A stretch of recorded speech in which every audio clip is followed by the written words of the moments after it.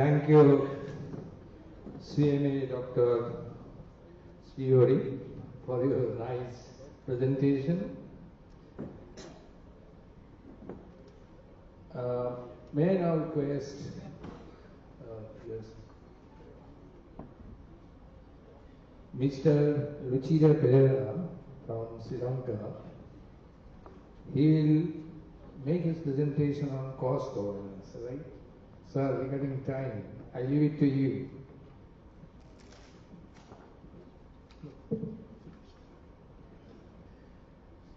Professor Banerjee and the members of the head table, let me first express my gratitude towards the CMA India, especially President Mr. Manas Thakur, Vice President Mr. Sanjay Gupta, and also for organizing this global summit in an excellent fashion. Mr. Padmanabhan, I was there last time also when you had the conference in New Delhi. It's a pleasure to be here and to make a deliberation on cost governance. Actually, when I was asked whether I would do a presentation on some other topic yesterday, I chose this topic because we all are cost accountants. There's an importance for cost governance and to have proper cost management and a cost literacy index for the region, not only for a particular country. Now, this need we have recognized for Sri Lanka, but I think this is common for the region, and we all should work together, leaving out our differences, to develop a cost literacy index for the benefit of the industry. Right. Now to begin my presentation, let me introduce briefly about myself. I'm a practitioner. I work in the private sector. In addition to that, I lecture in universities, in private colleges. Although I am a lecturer, I should admit that whatever that I teach to my students, I don't practice. I work as a financial controller, but in the many organizations that I have worked in my short career, I haven't applied many of the things that I teach my students. I don't know how many of you are here who have applied or who have tried to introduce activity-based costing. Let's take a simple concept like activity-based costing to your organization. We come up with various excuses not to implement. Maybe we are busy. Maybe the organizations are preoccupied with absorption costing. So we don't have time to implement activity-based costing. So we may come up with many excuses for not doing things. And even our universities, even the colleges, wherever that we learn, they teach us the concepts. So we become number crunchers, we get high marks, we get qualified, we get best jobs than the rest of the others. But how many of us actually think of implementing these concepts for the benefit of the organization and for the benefit of our economies? Now there's a missing link. We all want to manage costs. We all want to be cost efficient. We were talking about economic reforms. Mind you, economic reforms depend on cost management. Now the missing link in the cost management is cost literacy. What do you mean by cost literacy? It is the understanding of the cost. Understanding of the cost and trying to implement cost management practices in organizations and economies in order to have cost efficiency. No point of talking about economic reforms if you are not ready to implement if you are not ready to implement cost management techniques in wherever that we work. Right.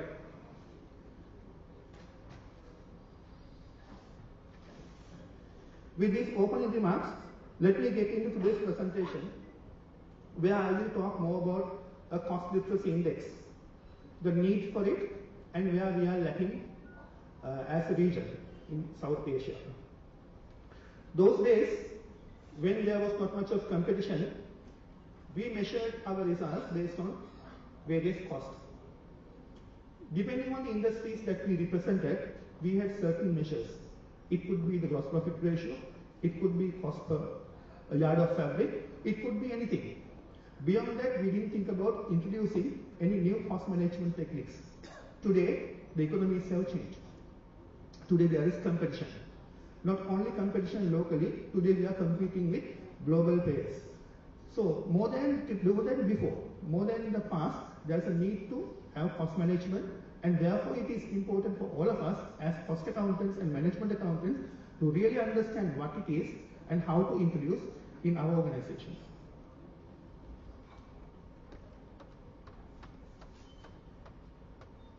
All of us are familiar with activity-based costing. Let me take the same example which I took earlier. All of us are familiar with activity-based costing, why we need to introduce it, the benefits of it as against the absorption costing. But how many of you implement it?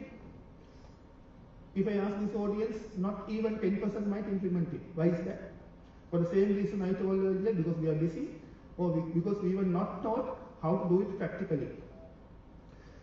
Why do you think that we are not able to implement it? The main reason why we are not able to implement it, because as a nation, as a region, we are not cost literate. Although all of us, whether it is Sri Lanka or India, whether it is Maldives, all of us have improved on our financial literacy and also on our normal literacy. Our cost literacy, I should admit, is very low. It's below par compared to developed standard. It's below par compared to developed economies. Now Sri Lanka is ranked second in the literacy index behind Maldives. In Maldives, the literacy index is 99%. In Sri Lanka, it is 93%. India is around 72%. But I heard yesterday that at the time of independence in India, it was at the range of 27%. So from 27%, we have come to the range of 74%, which is a significant improvement. In Sri Lanka, literacy rate is very high, but financial literacy, and especially cost literacy, I think as a region, we are way below the developed countries. I can give you some figures. Sorry, I don't have the slides for that, but I have come prepared with certain figures based on Standard & Poor Global Financial Literacy Survey. Financial literacy in India is 24%. Financial literacy in Sri Lanka is 35%.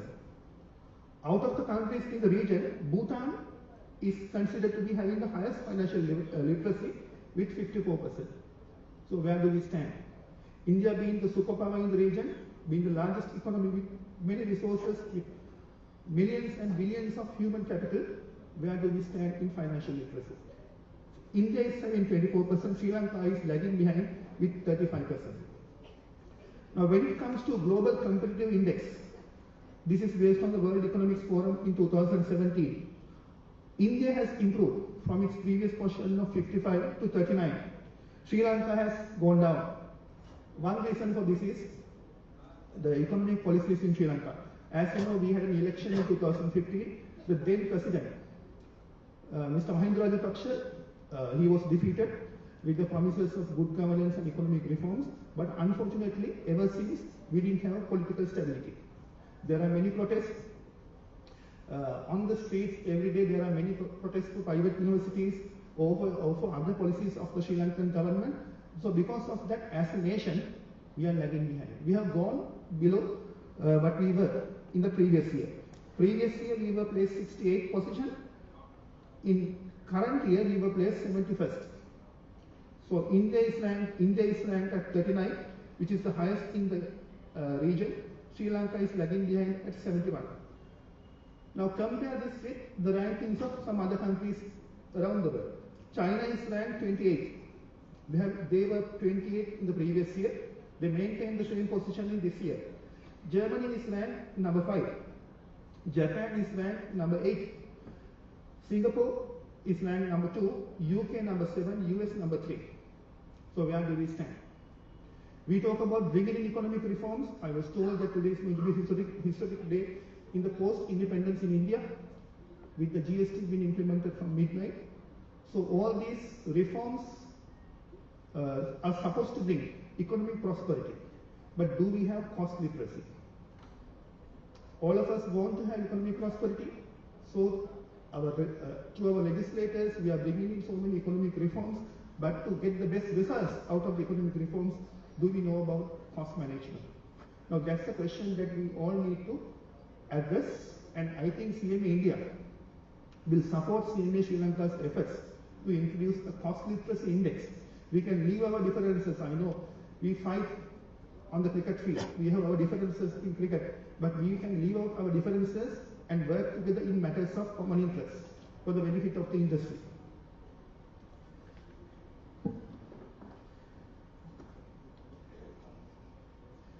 Now, one of the things that I wanted to address was the situation in Sri Lanka. post-independence, and especially after we introduced the open economic policy in 1977. All of you are aware, Sri Lanka was one of the first countries, especially the first country in the region to introduce the open economic policy. Ever since we continued the open economic policy, there was intense competition among the companies, there were privatization programs, government after government, although they had many political differences, they continued the same policy.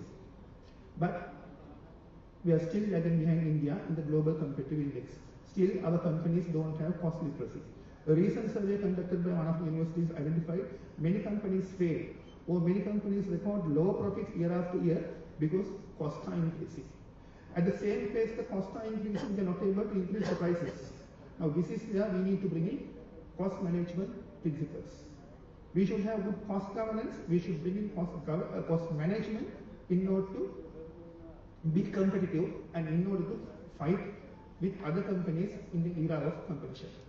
With those remarks and with a request for CMA India to work with CMA Sri Lanka to uplift the cost accounting standards and also to bring in cost audits for the betterment of the industry, I'll finish my presentation, and I wish CMA India and all of you good luck.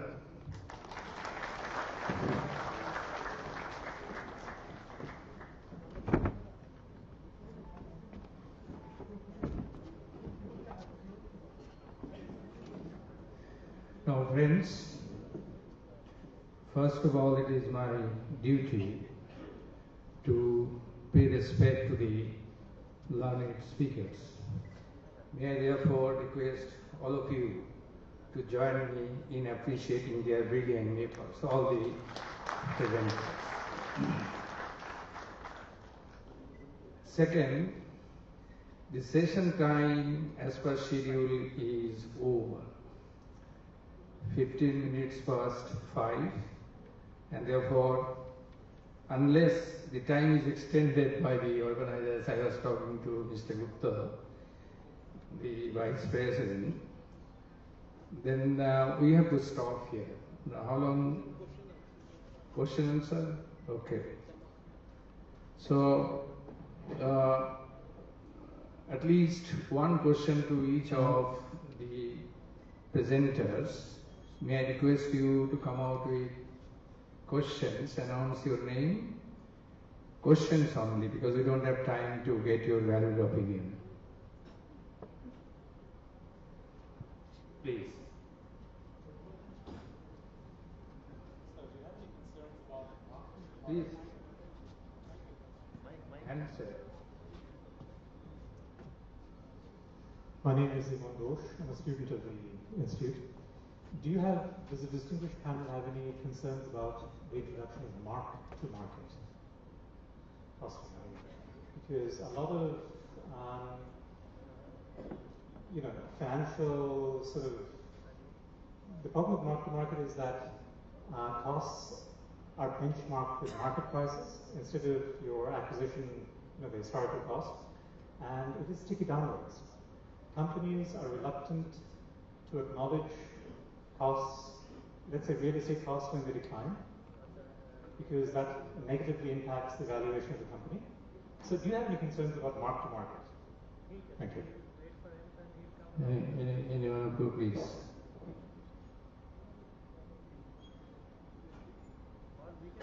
It is open to any one of you.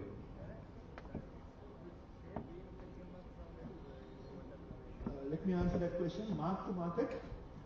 Well, I think, mark-to-market is a good question, but I think we all should be mindful as to what cost management techniques that are there in the market. Of course, now we know there are many new cost accounting techniques like life cycle costing, target costing in place. So I think the question that you have raised is what to do with target costing. Keep the market price in mind and to bring in all the measures in order to have the desired markup by controlling the cost. But how many of us are really doing that? That was my question also when I was delivering the presentation. I was asking the same question. Okay, we teach these things in classrooms, but how many of us are actually controlling our cost? Okay, we have to mark to the market, but how many of us are actually controlling our cost so that we end up achieving the desired profits? Do you have any concerns about the market? Will it lead to fraud? That is the... Yeah, I think the main concern is not having a cost plus index. As I told you, okay, we think that we know about cost. We think that we know about cost management techniques, but when we go to the practice, now I've been a lecturer, I've been a practitioner, when you go to the practice, we don't do these things. We nicely teach these things, we expect people to do these things, but hardly we practice these things when it comes to us. I think that is where we are lacking. As professionals, that is where we have to work together to bring in a cost literacy index. Now, as I told you, now we don't have a cost literacy index to begin with. So that's the need I think we all professionals should work towards. Okay, next questions on integrated reporting.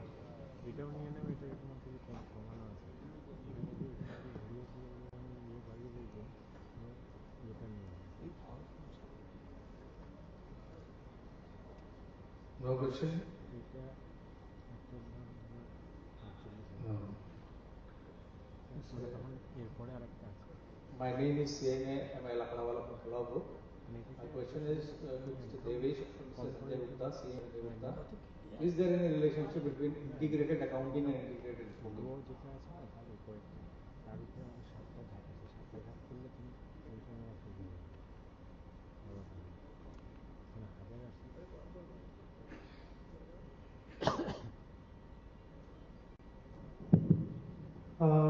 For that matter, yes.